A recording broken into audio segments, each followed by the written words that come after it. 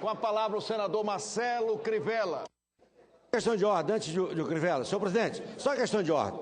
Eu quero aqui parabenizar, Arnaldo, que você me proporcionou como relator, revisor, de derrubar esse fator previdenciário. Um abraço.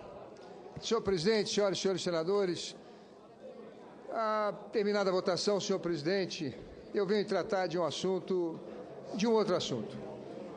Semana passada, Sua Excelência, o ex-presidente, se pronunciou sobre um assunto que julga conhecer: os evangélicos. Sua Excelência disse que os pastores nas igrejas ensinam ao povo que todas as vicissitudes, todas as tragédias, todas as misérias que acometem ao cotidiano do povo vêm do diabo e que todas as conquistas vêm de Deus desde que se pague o dízimo. Eis aí o domínio do fato, ironizou o presidente. Nada mais distante da realidade. Dizer que o povo evangélico, de maneira indolente, espera que caia do céu os seus proventos, senhor presidente, é algo que nós não podemos absolutamente aceitar. Como estudantes da Bíblia, todos eles sabem e aprendem já desde a escola dominical o valor do trabalho, da educação. Basta ver no mundo os países construídos pela ética protestante e evangélica. São os mais desenvolvidos. Os evangélicos estudam e trabalham a vida inteira. Muitos trabalham de dia, estudam à noite.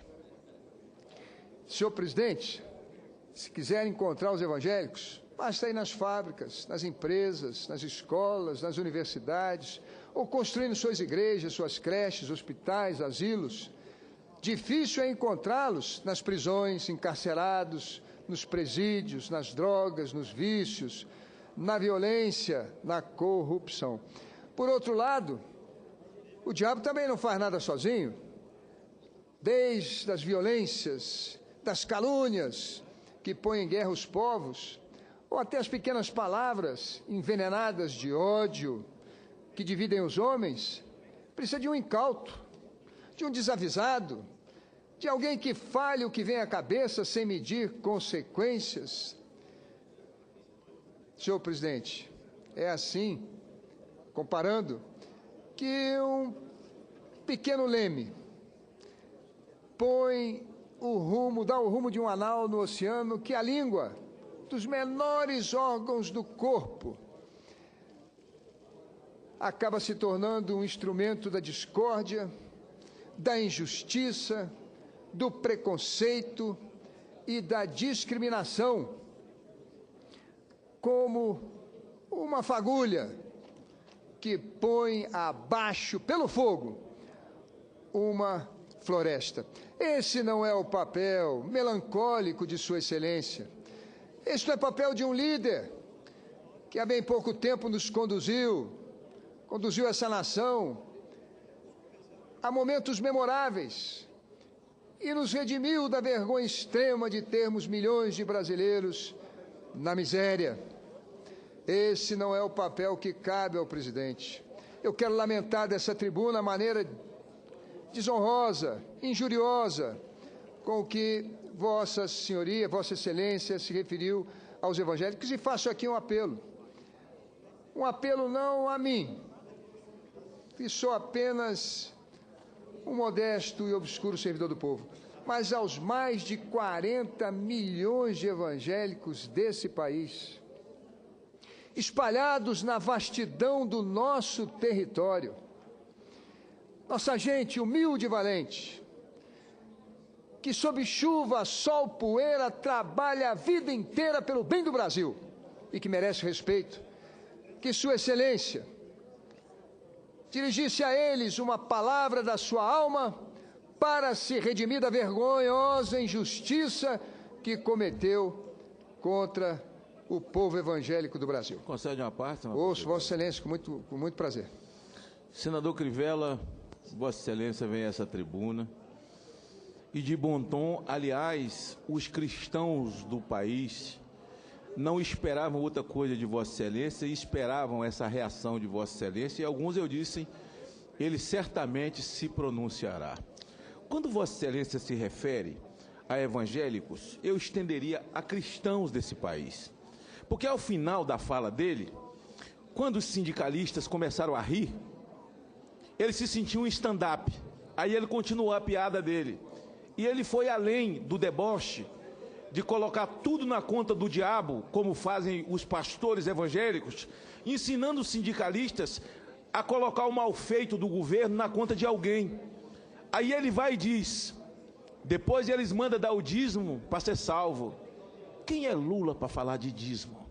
O dízimo é um princípio que nós cremos na nossa regra de fé e prática, que é a Bíblia. Bíblia que ele não conhece, mas de um povo que conhece, até porque, quando ele foi levantado presidente da República, essa Bíblia que nós cremos diz que toda autoridade é ungida por Deus. Esse povo nunca badernou esse país. Esse povo nunca incendiou um carro, nunca incendiou um ônibus. Aliás, para que Lula saibam, os motéis desse país não nos pertencem. As gráficas que produzem material pornográfico e até cartilhas para o MEC hoje e para o Ministério da Saúde, ensinando crianças de 12 anos de idade a se bulinar, que começou no governo dele, não pertence a nós. Para que Lula saibam que as bocas de fumo não são nossas, que os tráficos de droga também não são nossos, para que Lula saiba que os alambiques desse país não são nossos, coisa que ele gosta muito, que não nos pertence. Ora só, senador Marcelo Crivella, nos processos eleitorais do Lula, eu vi Vossa Excelência empenhado, nos cruzamos em alguns lugares por aí, e acreditando, num segundo momento, a sua igreja, a sua denominação, ajudou a desatanizá-lo, como no processo da Dilma. E a Dilma o que fez? Assinou um compromisso conosco, de pontos que são caros para os cristãos desse país, que chegam a mais de 90%, não estou falando só de nós. E um ponto importante que ela dizia, que no governo dela não tocaria em aborto, e colocou lá no documento que assinou. A primeira coisa que fez foi colocar a Menencuce. A senhora Menencuce, ministra, e ela disse que ele assumiu o ministério para poder legalizar o aborto, e contou que já fez um aborto e a técnica para poder abortar.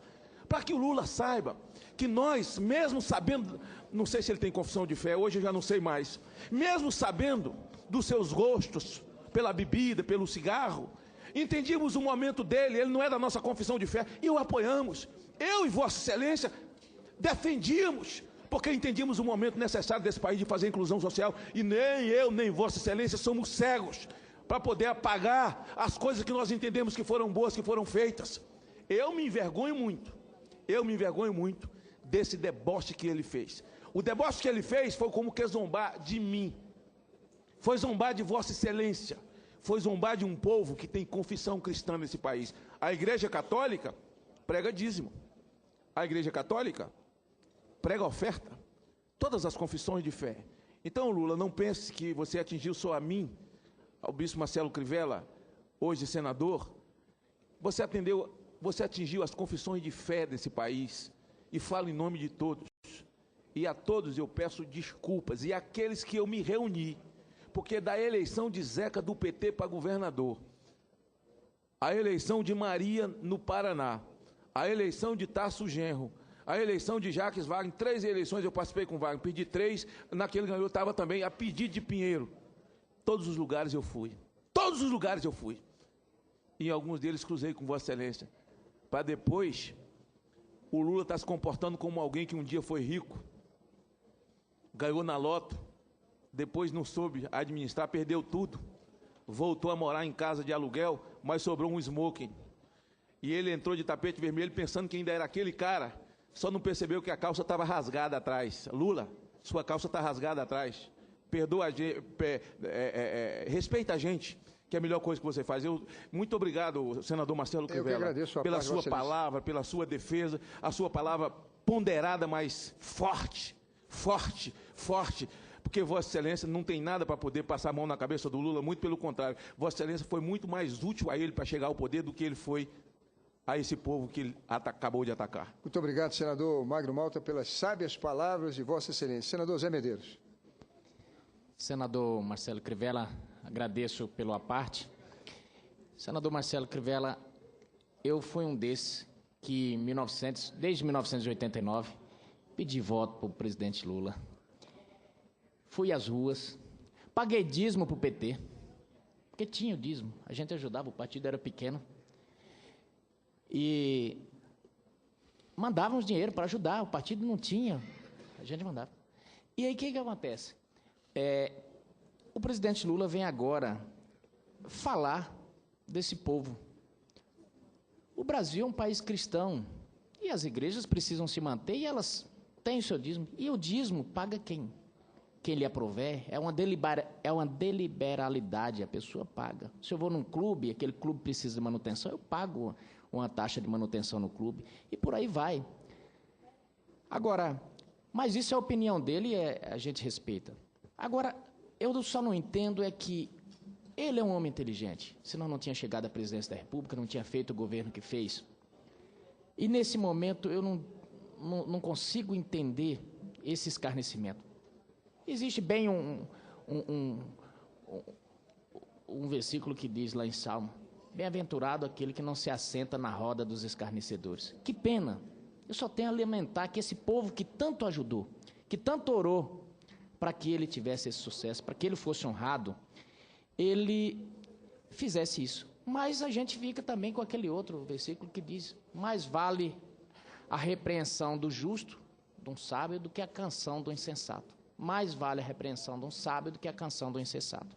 E se ele optou por fazer assim, não é de agora que o presidente vem se comportando dessa forma. Há pouco tempo ele disse de lançar o exército de estéril nas ruas, e ele falou, provavelmente brincando, e os caras levaram a sério e começaram a quebrar empresas de pesquisas, começaram...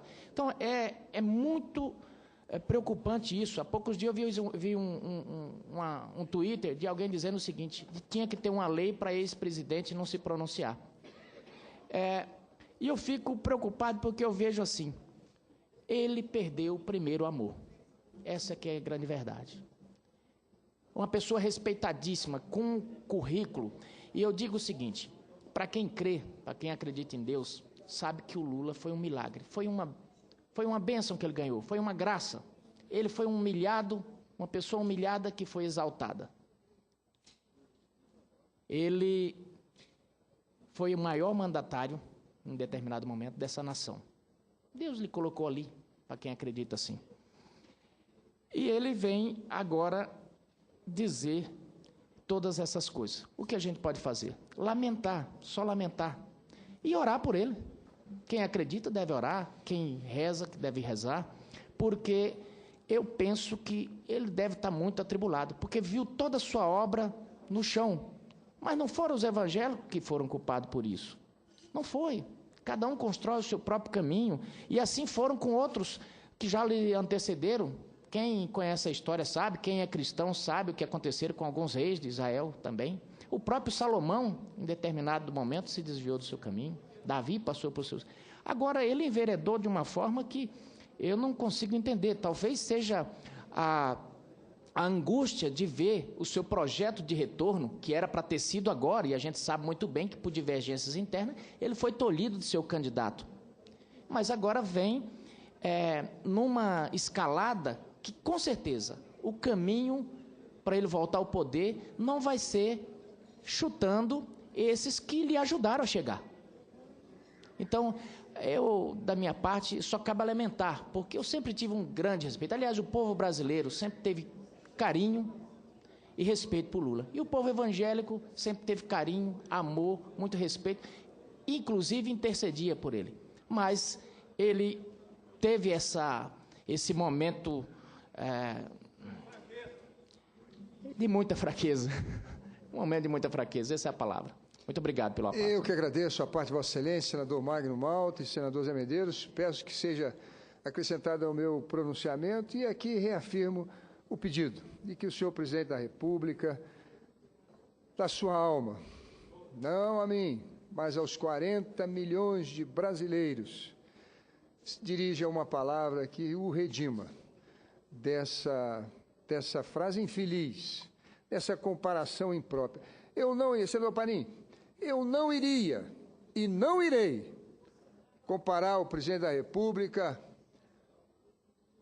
ao mau ladrão no cenário do Calvário. Não iria e não irei. Mas o discurso, na sua forma e no seu conteúdo, esse discurso preconceituoso, faz lembrar.